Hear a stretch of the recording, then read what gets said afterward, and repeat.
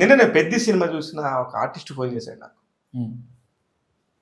ఇప్పుడు ఎందుకు ఆ టాపిక్ తీసుకొస్తానంటే కరెక్ట్‌గా ట్రెండింగ్‌లో 'పెద్ది' నడుస్తుంది. మీరు 19వ తారీఖు విడుదలకు సిద్ధమవుతున్నారు కాబట్టి ఖచ్చితంగా తేవాలి. ఆర్టిస్ట్ 67 రోజులు చేశాడంట. చాలా మంచి ఆర్టిస్ట్ అండి. పేరు మాత్రం చెప్పను. పాపం ఒక డైలాగ్ కూడా లేదు సార్. 67 రోజులు చేసి 67 రోజులు నువ్వు చేయటం ఏంటి, నీకు డైలాగ్ లేకపోవడం ఏంటి? నేను సినిమా చూసాను కదా, లేదు అతనికి dialogue.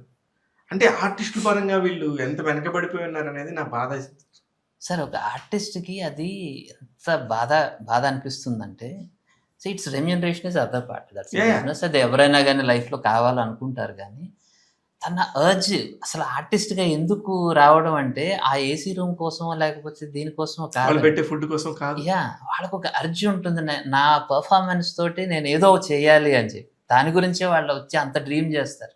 Not for a caravan అండి, నాట్ ఫర్ ఎ రెమ్యూనరేషన్. ఒక ఆర్టిస్ట్ ఇంటర్నల్ కోరిక ఏమిటి అంటే తను ఒక స్టోరీలో ఒక పార్టే, ఒక ఎక్స్ప్రెషన్లో సెల్ఫ్ ఎక్స్ప్రెషన్ కావాలి అన్నదండి. అది మిస్ అవ్వడం అనేది whether it is a success or a failure. 67 రోజులు కాల్ షీట్ దొక్కించుకోవటం, ఆ రెమ్యూనరేషన్ సంపాదించడం సక్సెస్సా, లేకపోతే తన మనసుకు నచ్చిన ఒక పర్ఫార్మెన్స్ ఇచ్చి దాన్ని ఎవరైనా అప్రిషియేట్ చేస్తే ఆనందపడడం అన్నది ఇంపార్టెంట్ అని ఎంతో మంది వాళ్ళ పర్స్పెక్టివ్ అండి. సక్సెస్ అనేది పర్స్పెక్టివ్ మీద ఆధారపడి ఉంటుంది అంటే దట్స్ వాట్. ఆ ఆస్పెక్ట్లో చూస్తే I'm very successful and at least my wife thinks I'm not unsuccessful. This is the biggest achievement for every Indian husband.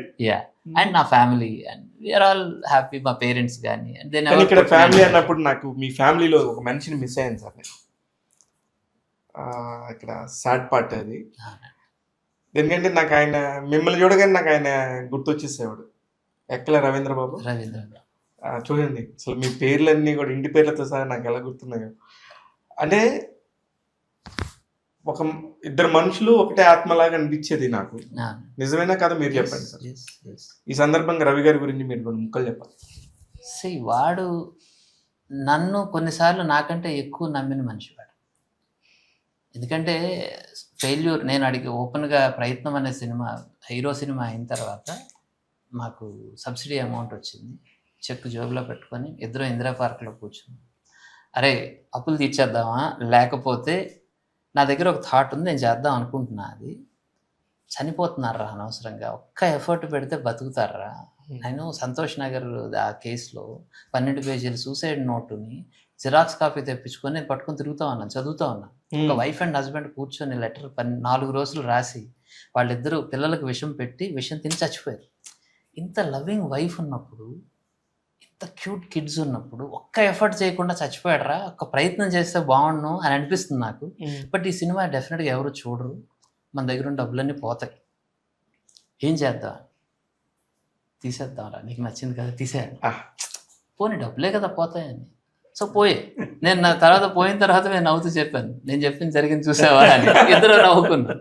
టైంకి పృథ్వీ గారు ఫోన్ చేశారు, పెళ్ళి పృథ్వీ, ఆయన హీరో. అందులో సో డిసప్పాయింటెడ్, డివాస్టేటెడ్, సినిమా ఆడట్లేదు, చూడట్లేదు జనం.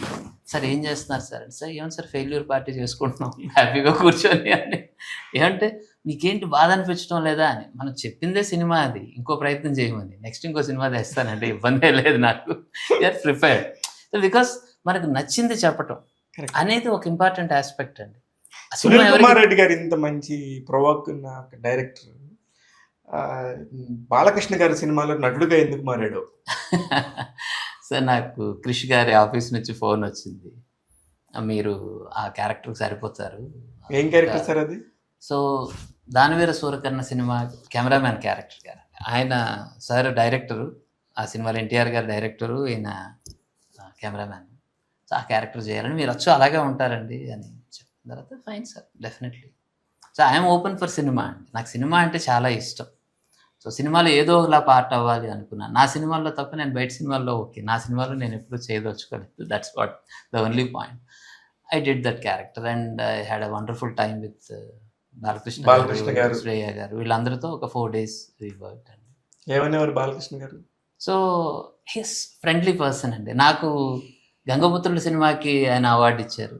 ఆయన సొంత ఊరి సినిమాని బాగా నచ్చిన వ్యక్తి. ఆ 2 సినిమాల గురించి మేము ఎక్కువ డిస్కస్ చేసుకునేవాళ్ళం అండి.